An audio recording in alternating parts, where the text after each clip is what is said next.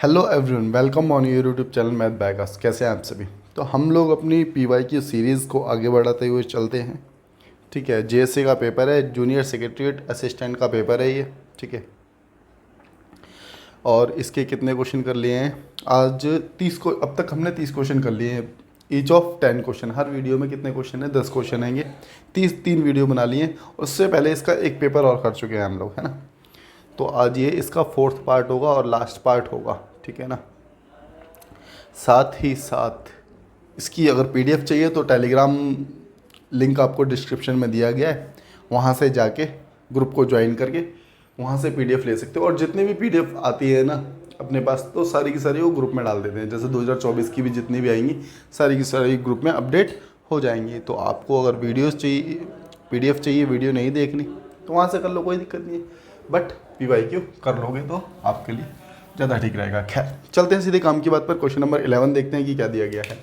ठीक है, question number 11 में क्या कहा गया है?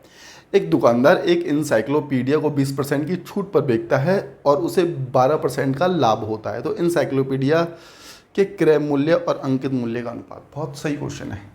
ठीक है, देखो हमने सीपी दे रखा है, सीपी पूछा गया है। जैसे सीपी और पीपी का रेशो पूछा है, हमने सीपी मान लिया, सीपी हमने 100 माना। एक चीज़ बताना, सीपी अगर हमने 100 माना तो एसपी हमें कितना मानना पड़ेगा? तो आप लोग ये कहेंगे जी एसपी मानना पड़ेगा 112। भाई सीपी को अगर हमने 100% माना है तो इसको 112 मानना पड़ेगा। क्यों? जब भी तो इसको 12% का प्रॉफिट होगा।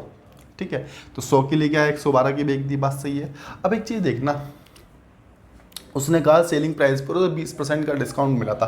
तो इसका मतलब, सॉरी, प्रिंट प्राइस पर उसे 20%, तो इसका मतलब कहीं यही तो नहीं है कि इस पर 20% का डिस्काउंट मिला हो। तो 112/20, तो यहाँ से हम क्या निकाल लेंगे? प्रिंट प्राइस निकाल लेंगे।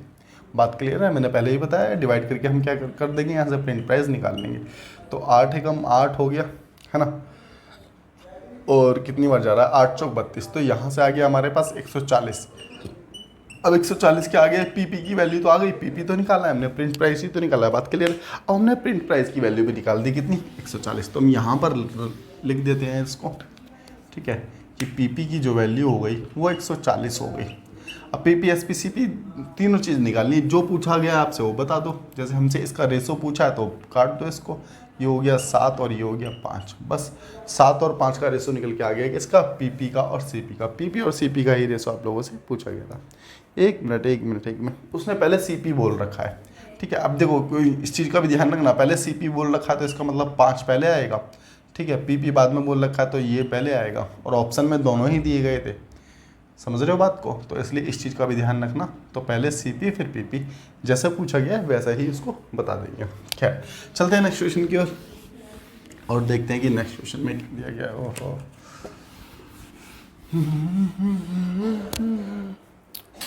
हाँ, नेक्स्ट क्वेश्चन भाई साहब देखो, पहले देखो, आप लोग ध्यान से देखो इस क्वेश्चन को। अगर कोई पीवाई की सीरीज़ कर रहा है ना अपनी, तो ये क्वेश्चन उसे मिला होगा ज़रूर। ठीक है, टीजीटी पीजीटी के हर शिफ्ट में आया है। 2023 के हमने पेपर कर लिए हैं, टीजीटी पीजीटी के प्लेलिस्ट भी बना के डाल रखी है, देख लेना आप लोग। ये बहुत रिपीटेड क्वेश्चन रहा है।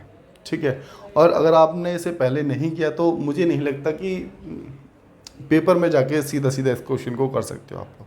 ठीक है, तो रिपीटेड है। और साथ ही साथ ये बात भी जान लो कि रिपीटेशन बहुत ज़्यादा आती है, हर पेपर में ही आती है। वैसे तो 80 to 90% रिपीटेड ही मिलेंगे, लेकिन उसके लिए आपको क्वेश्चंस करने पड़ेंगे, ज़्यादा करने पड़ेंगे। ऐसा नहीं है कि तुमने 10 पेपर कर लिए और तुम कह रहे हो कि रिपीट इसी में से हो जाएगा, ऐसा थोड़ी ना होगा। ठीक है, 4-5 साल के क्वेश्चंस लगा लो जितने भी आए हुए हैं, तो आपको 90% नंबर आ जाएंगे मैथ में। समझ रहे हो बात को? खैर, अच्छा इस क्वेश्चन को देखते हैं। अच्छा क्वेश्चन है का। एक मिनट रुकना, मैं इसको इंग्लिश में लगाना चाहूँगा। क्वेश्चन को इंग्लिश में लगा दिया है। कह रहा the variable of A is a joint variation with B and C when the value of B and C are 8 and 2 respectively. A is 12. What is the value of A when B is 16 and C is 10? समझ गए बात को? नहीं समझे तो अब समझाता हूँ, अब समझ आ जाएगी बात। ठीक है ना, मेरी बात को ध्यान से समझना। ठीक है, देखो एक चीज़ देखना कि ए की वैल्यू आपको दे रखी है क्वेश्चन में। ए की वैल्यू आपको जो दे रखी है, ए उसने बोला है हमसे ए इज़ 12। तो ए को हमने 12 लिख लिया।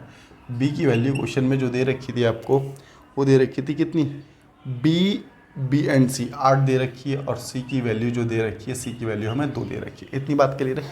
एक चीज़ बताता हूँ मैं आपको, पहले कॉन्सेप्ट बताता हूँ इसमें, ठीक है, आप कभी नहीं भूलेंगे इस क्वेश्चन को, ठीक है।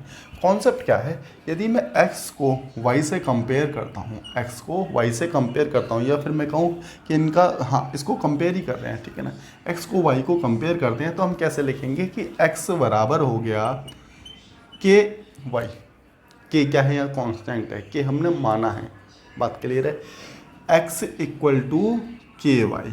अगर हमें x और y की वैल्यू निकालनी है या फिर इसको कंपेयर करना है, कैसे होगा कि ये हो गया x अपॉन वाई बराबर के।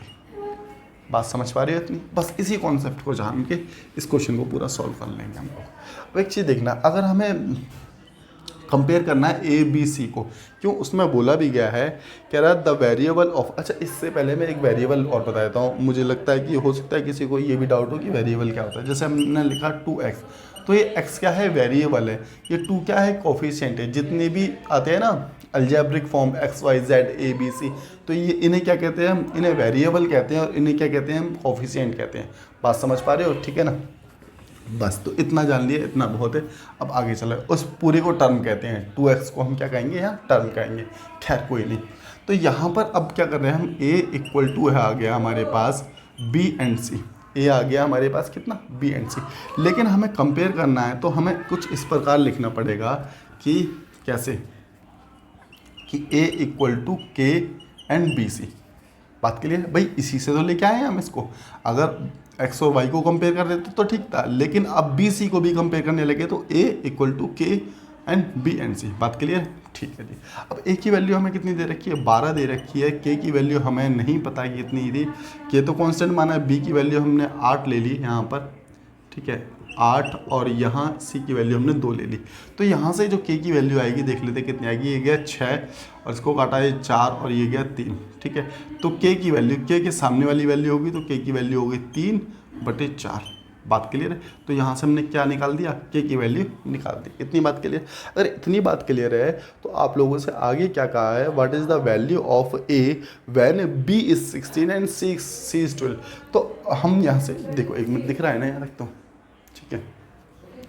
a की वैल्यू निकालनी है जब b और c हमें कितना दे रखा है, 16 और 10 दे रखा है, ठीक है। कोई दिक्कत नहीं है, तो ऐसे ही रख देंगे जैसे इस फॉर्म में रखा है। a इक्वल टू के की वैल्यू हमारे पास 3/4 है, ठीक है, और ये आ गया 16 और ये आ गया 10।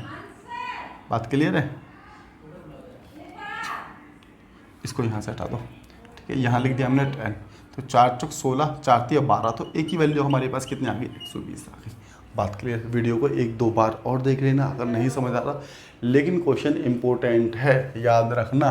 डीएसएसबी में अभी जो जेल वार्डन के पेपर हुए हैं ना, उसमें भी ये क्वेश्चन आया, लास्ट वाली शिफ्टों में आया, स्टार्टिंग में नहीं आया, लास्ट में पूछा गया ये क्वेश्चन। लास्ट की जो शिफ्ट है उनको टफ बनाने के लिए इस क्वेश्चन को डाल दिया, और टीजीटी पीजीटी के 2023 के पेपर में तो बहुत पूछा गया है। बात क्लियर है। तो इस कॉन्सेप्ट के साथ इस क्वेश्चन को मैंने बता दिया, जिससे कि आगे से आएगा तो आप लोग नहीं भूलेंगे, ठीक है। चलते हैं नेक्स्ट क्वेश्चन की और देखते हैं। तो अब 13 की बात करेंगे हम लोग, है ना। 13, क्वेश्चन नंबर 13 में क्या दिया गया है हम लोगों को, कह रहा है कि एक बड़े टैंकर को 2 पाइप ए और बी 40 और 20 मिनट में भर सकते हैं। ए जो है 40 मिनट में भरता है, ठीक है, बी जो है 20 मिनट में भरता है, ठीक है। अगर एलसीएम की बात करेंगे तो एलसीएम कितना आ जाएगा हमारे पास, 40 आ जाएगा। टोटल वर्क हमारे पास 40 आ गया। बी आधे समय के लिए उपयोग किया जाता है और ए बी आधे समय के लिए, ठीक है। 40 से कम 40 और 20 दूनी 40 हो गया। एक चीज़ बताना, कह रहा है कि ए और जो बी है, ए बी को आधे समय के लिए, ठीक है, ए बी की एफिशिएंसी मिलाकर कितनी हो रही है, ए बी की एफिशिएंसी आप लोग कहेंगे 3 हो रही है। और सिर्फ ए की एफिशिएंसी जो हो रही है, अगर हम बात करें सिर्फ ए की एफिशिएंसी की, तो ए की एफिशिएंसी कितनी हैगी, 1 हैगी। बात क्लियर है ना। तो अब एक चीज़ समझना, दोनों आधे आधे समय के लिए। अब इसका मतलब ए बी आधा काम करेंगे हम, ये इनकी एफिशिएंसी है। वैसे तो हम एफिशिएंसी को ही क्यों ना आधा कर दें, टाइम तो हमें नहीं पता ना एक्चुअल में, हमने एफिशिएंसी आधी कर दी, इसकी भी एफिशिएंसी हमने क्या कर दी, आधी कर दी। 1 मिनट रुकना, बी की बात की गई है ना पहले, 1 मिनट रुक जाओ, यहाँ बी लिख लेते हैं। यहाँ b लिख लेते हैं क्योंकि b आधे समय के लिए करता है। तो b को आधा करेंगे तो 1 आ गया, और a प्लस b को आधा करेंगे तो 1.5 आ गया। हम बात क्लियर है? तो बस 40 को आप डिवाइड कर दो किससे, 2.5 से। 2.5 से डिवाइड करेंगे, दशमलव हटेगा तो ऊपर 0 आ जाएगा, और 25 और 5 8 40, इससे काटेंगे तो कितना आ जाने वाला है, 16 मिनट आपका आंसर आ जाएगा। तो उम्मीद करते हैं बात समझ आ गई होगी, है ना। चलते हैं नेक्स्ट क्वेश्चन की ओर और देखते हैं कि नेक्स्ट क्वेश्चन में क्या दिया गया आप लोगों को। वीडियो को आगे पीछे करके दोबारा देखेंगे अगर कोई भी डाउट बनता है तो, ठीक है। फिर भी डाउट क्लियर नहीं हो रहा तो कमेंट बॉक्स में कमेंट करना, 101% मैं आपका रिप्लाई दूंगा, समझाने की कोशिश वहीं कर दूंगा। खैर, ये क्वेश्चन भी अच्छा है, क्वेश्चन नंबर 14 बहुत अच्छा क्वेश्चन है, खुद से करने का कोशिश कर लो पहले एक बार, ठीक है। देखो, मुनाफ और सूर्य एक वर्ताकार ट्रैक पर एक समान एक साथ चलना शुरू करते हैं, ठीक है। एक हमने ट्रैक बना दिया यहाँ पर, कुछ इस प्रकार से एक ट्रैक बना दिया, वृत्ताकार ट्रैक हो गया, ठीक है। एक वृत्ताकार ट्रैक हो गया, इस पर दौड़ना आरंभ करते हैं। एक और एक, दो व्यक्ति दौड़ रहे हैं, सेम डायरेक्शन में दौड़ रहे हैं, ऐसा कहा गया है, ठीक है, एक ही दिशा में। ट्रैक पर वह बिंदु जिस पर 31 बार मिलते हैं, ट्रैक पर वह बिंदु जिस पर 31 बार मिलते हैं, और वही बिंदु जिस पर 43 टाइम्स मिलते हैं ना, 43 बार मिलते हैं। तेज लड़के की चाल धीमे लड़के की चाल का अनुपात इतना दे रखा है, जो भी दे रखा है आपको। देखो, ये 31 बार मिलता है और ये हो गया 43 बार मिलता है। 31 और 43 बार, देखो 31 और 43 बार मिलते हैं। मैं थोड़ा सा समझाता हूँ। जैसे कि मान के चलिए कोई दो व्यक्ति है, दौड़ रहे हैं, तो तेज वाला व्यक्ति है, ऐसा टाइम आएगा कि वो धीमे वाले व्यक्ति के पीछे पीछे आ जाएगा और उससे मिल जाएगा, ठीक है, समझ रहे हो। तो ऐसा करते करते वो कितनी बार मिल गया, 31 बार मिल गया, और उसी समय पर 43 बार मिला, ठीक है। जगह वही है बिल्कुल, पहले 31 बार मिला, फिर जो उसका 43वां चक्कर था, फिर उसी समय पर 43 बार मिल रहा है। बात क्लियर है इतनी, ठीक है। अब एक्चुअल में क्वेश्चन उल्टा पूछा गया है, मैं आपको बताता हूँ कैसे। हमें स्पीड दे देता था, क्वेश्चन में स्पीड दे देता था और पूछता था कि कहाँ मिलेंगे, कितनी बार मिलेंगे, तो हम क्या करते थे, इनका एलसीएम ले लेते थे, ऐसे ही होता था। लेकिन अब उसने बता दिया कि इतनी इतनी बार मिले हैं, तो अब यहाँ से क्या करना है, हमें डिफरेंस ले लेना है इनका। डिफरेंस कितना आ गया, जो भी डिफरेंस आएगा वो एलसीएम आएगा किसका, चाल का। डिफरेंस आ गया हमारे पास 12। अब ये 12 क्या है, ये एलसीएम है, किसका एलसीएम है, स्पीड का। स्पीड का रेशो कितना दे रखा है, 1 और 3। बात क्लियर है। अब सीधा ऑप्शन पे आएंगे, क्योंकि उसने ये कहा गया है, कह रहा है कि इन n एक प्राकृतिक संख्या है, निम्न में से कौन सा n का संभावित मान नहीं है, कौन सा n का संभावित मान नहीं हो सकता। अगर ऑप्शन ए रखते हैं 4। अब देखो, जो भी डिफरेंस होगा ना इन चालों का, जो भी, जैसे हमने यहाँ से डिफरेंस लिया है, तो जो भी चालों का डिफरेंस होगा वो क्या होगा, 12 का फैक्टर होगा, नहीं होगा वही उत्तर होगा, ठीक है। अब देखो 4 - 1 करेंगे तो 3, तो चाल का अंतर 3 बन रहा है, तो इसका मतलब ये तो हो सकता है, ठीक है। अगर हम बात करते हैं किसकी, 5 की, ठीक है, ऑप्शन में 5 में से 1 माइनस करेंगे तो 4, ये भी क्या है, इसका फैक्टर है, तो ये भी हो जाएगा। और अगले की बात करते हैं तो 3 दे रखा है, 3 - 1 = 2, तो ये भी तो फैक्टर है भाई तुम लोगों का, बात समझ पा रहे हो। अगर 6 रखते हैं यहाँ पे, 6 यहाँ तक दिख रहा है ना, 6 - 1 दिख रहा है ना, ठीक है, 6 - 1 5। अब क्या 5 फैक्टर है इसका, नहीं है, तो यही आपका आंसर हो गया 5। बात क्लियर है ना। तो आंसर विल बी 5, क्योंकि 5 क्या है, इसका फैक्टर नहीं है। हमने क्या देखा है, डिफरेंस देखा है, डिफरेंस का एलसीएम देखा है। एलसीएम में तो इनके फैक्टर बनने चाहिए, नहीं बनने तो इस तरीके से हो जाएगा, समझ पा रहे हो। हमने यहाँ पर इसका डिफरेंस ले लिया, क्योंकि एक्चुअल में क्वेश्चन उल्टा है। पहले हम क्या करते थे, पहले एलसीएम ले देते थे, फिर उससे नंबर से डिवाइड कर देते थे, फिर हमें पता चल जाता था कि कितनी बार मिलेंगे। लेकिन इस बार उसने दे दिया कि इतनी बार मिल रहे हैं, तो इसका जो डिफरेंस है वो एलसीएम ही आएगा। बात क्लियर है। तो उम्मीद करते हैं बात समझ आई होगी। अच्छा क्वेश्चन था, क्वेश्चन नंबर 14 था ये। चलेंगे 15 की और देखते हैं कि 15 में क्या दिया गया आप लोगों को। फिर भी अगर नहीं समझ आ रहा तो मैंने कहा ना आपको, कमेंट करके बताओ, 100% आपकी कमेंट का रिप्लाई मिलेगा ही मिलेगा। टेलीग्राम लिंक दे रखा है, उस पर जाके अपने क्वेश्चंस भेज सकते हैं, अपने डाउट भेज सकते हैं, ठीक है, लिंक डिस्क्रिप्शन में हैगा। चलेंगे नेक्स्ट क्वेश्चन की ओर और देखते हैं कि नेक्स्ट क्वेश्चन में क्या दिया गया। 14 हो गया और 15 की ओर चलते हैं। 15 में देखते हैं कि क्या दिया गया आप लोगों को। एक हौज पाइप है, ए 36 मिनट में, बी 45 मिनट बढ़ सकता है। तली में मौजूद है एक सी पूरे हौज को 30 मिनट में खाली कर सकता है। तो ये भरता है 36 में, ठीक है, 36 मिनट में भरता है। बी जो हैगा 45 मिनट में भर सकता हैगा, और सी जो हैगा आपका 45, 36, 45 और 30 मिनट में भर सकता है, 30 मिनट में भर सकता है। तो हम क्या करेंगे, सबसे पहले तो इसका एलसीएम ले लेते हैं कि एलसीएम कितना है। तो एलसीएम आएगा 180। किसी को जल्दी एलसीएम निकालना है तो वीडियो देख लो, पड़ी हुई है ये, है ना, चैनल पर ही। और नहीं मिल रही तो मुझे कमेंट करना, मैं लिंक सेंड कर दूंगा। इसको इससे डिवाइड करेंगे तो 5 बार जाएगा, इसको इससे डिवाइड करेंगे तो 4 बार जाएगा, इसको डिवाइड करेंगे तो 6 बार जाएगा। ये क्या आता है, इनकी एफिशिएंसी आती है। बात क्लियर है, एफिशिएंसी।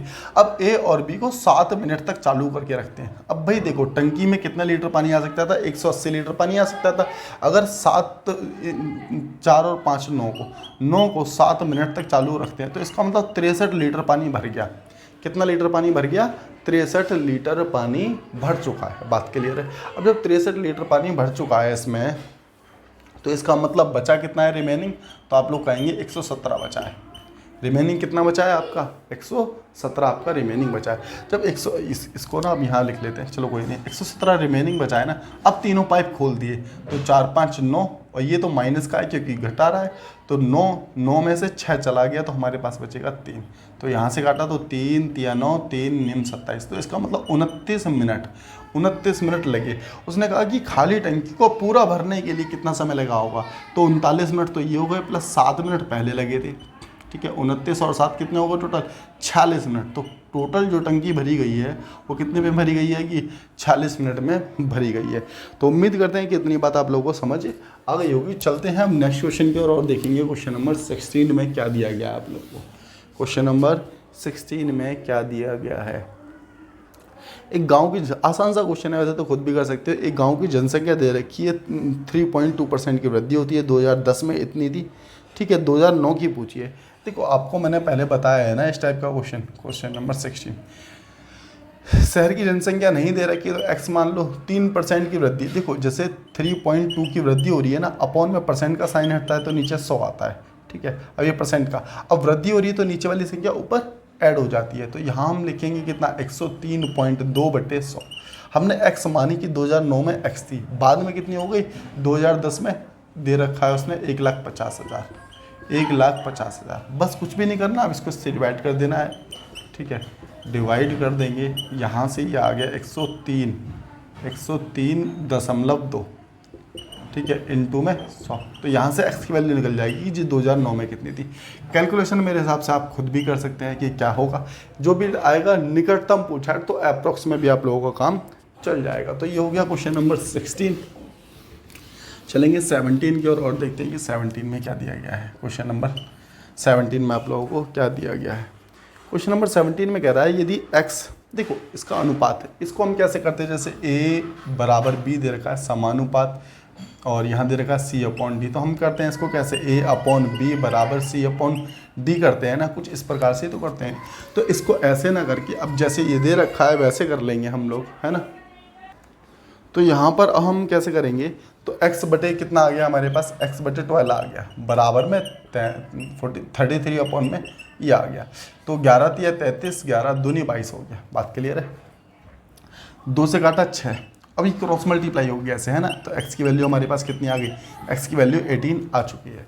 तो x की वैल्यू हम लोगों से पूछी गई थी। ठीक है, तो ये हो गया 17 क्वेश्चन। और चलेंगे अब 18 की ओर चलते हैं और 18 देखते हैं। कह रहा है x और y, ठीक है, एक अपार्टमेंट में 6 दिन में पेंट कर सकते हैं, x अकेला 24 दिन में कर सकता है। ठीक है, तो y के लिए आसान सा क्वेश्चन है कि x और y करते हैं तो 6 दिन में कर देते हैं। ठीक है, x और y, ठीक है, x और y 6 दिन में कर सकते हैं। ठीक है, अगर y अकेला करेगा, x अकेला करेगा तो 24 दिन में। अब इसका पूछा है, बस कुछ नहीं करना, एलसीएम कितना 24 आ गया, 6 × 24, इसकी एफिशिएंसी आ गई 24 एकम 24। तो इसमें से इसको माइनस कर देंगे तो इसका मतलब कितना आ जाएगा 3।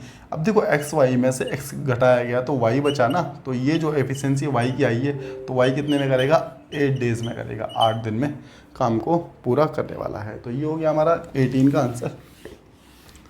चलते हैं किस पर, कहीं भी चल देंगे, 1 मिनट का समय रुको, नेक्स्ट क्वेश्चन निकाल लेते हैं। हाँ, नेक्स्ट क्वेश्चन को ध्यान से देखो, आप लोगों की स्क्रीन पर आ रहा होगा। ठीक है, क्वेश्चन नंबर कौन सा है आपका, 19 है। 19 का डायग्राम दे रखा है आपको। ठीक है, ये टेबल दे रखी है, इसके बिहाफ पर 19 और 20 दोनों इसी से कर लोगे। ठीक है, देखो कैसे होगा। इसमें क्या पूछा गया है, कह रहा न्यूनतम एवरेज बताओ, मतलब कि जिसकी मिनिमम एवरेज हो। तो इसके लिए क्या करना पड़ेगा आपको, जैसे 205, 106 इन सबको जोड़ लेते हैं, सबको जोड़ ले और सबका जोड़ने के बाद देखते हैं कि कैसे कैसे क्या होगा। देखिए मैंने सारी वैल्यूज़ लिख दी हैं आपको पहले ही, जिससे टाइम बचेगा, है ना। अब एक चीज़ देखना, हमें ए का एवरेज निकालना है, बी का निकालना है, सी का निकालना है। तो एवरेज कैसे निकलता है कि सभी को जोड़ लेंगे और जितने नंबर है उससे डिवाइड कर देंगे, उससे एवरेज निकल जाता है।